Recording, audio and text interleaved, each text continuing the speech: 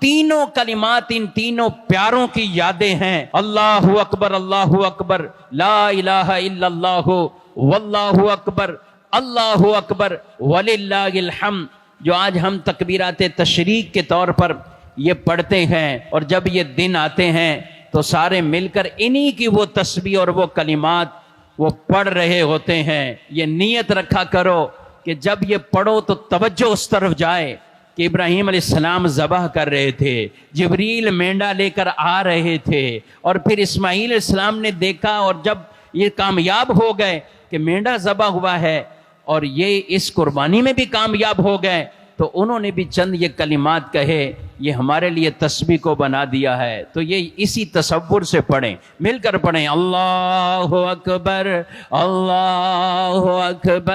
لا الہ الا اللہ واللہ اکبر اللہ اکبر وللہ الحمد۔ بھائی مسئلہ یاد ہے نا، یہ پڑھنی ان دنوں میں تکبیریں، تکبیر بھی یاد کر لینی ہے۔ اچھا، ہر ایک کو جیسے نماز ختم ہوتی جماعت ختم ہوئی تو یہ نہیں صرف امام صاحب پڑھ رہے ہیں، اسپیکر میں آواز آ رہی ہے سب کی ہو گئی، نہیں، سب نے پڑھنی ہے، امام بھی پڑھیں گے، مقتدی بھی پڑھیں گے۔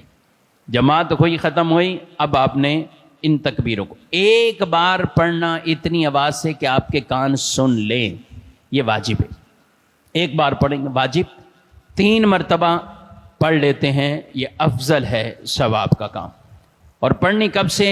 9 ذو الحجہ یعنی آنے والے اتوار سے، اتوار کی فجر کی نماز سے ہم اسے شروع کریں گے۔ 9 ذو الحجہ، پھر 3 دن قربانی کے دن، اور پھر چوتھے دن عصر کی نماز تک، یعنی 9 سے 13 اتوار، پیر، منگل، بدھ، اور پھر آگے جمعرات کی عصر کی نماز تک، جمعرات کی عصر کی۔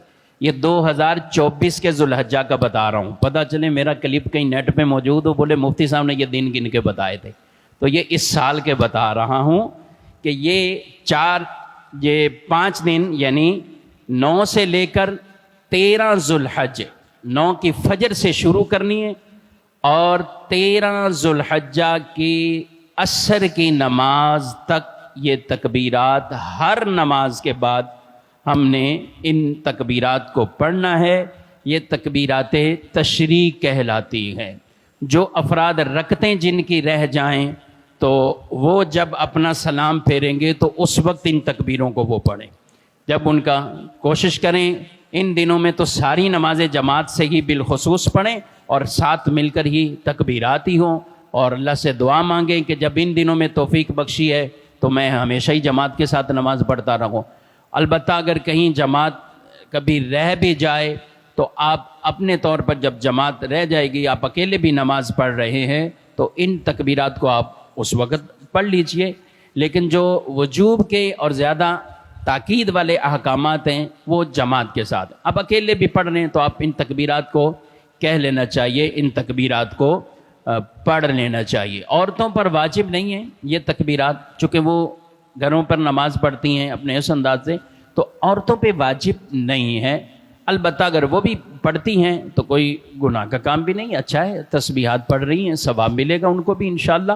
تو اس کا ہمیں بطور خاص یہ انداز جو ہے وہ اپنانا ہے، اور اس میں یہ تصور میں جو کہہ رہا تھا، یہ تصور باندھ کے رکھنا ہے کہ یہ وہ خاص ذبح کے لمحات تھے جب حضرت ابراہیم علیہ السلام نے ان کلمات کو اپنی زبان سے ادا کیا، پھر جبریل امین علیہ السلام نے، پھر حضرت اسماعیل علیہ السلام نے، اللہ نے ان کی یادوں کو کیسا باقی رکھا۔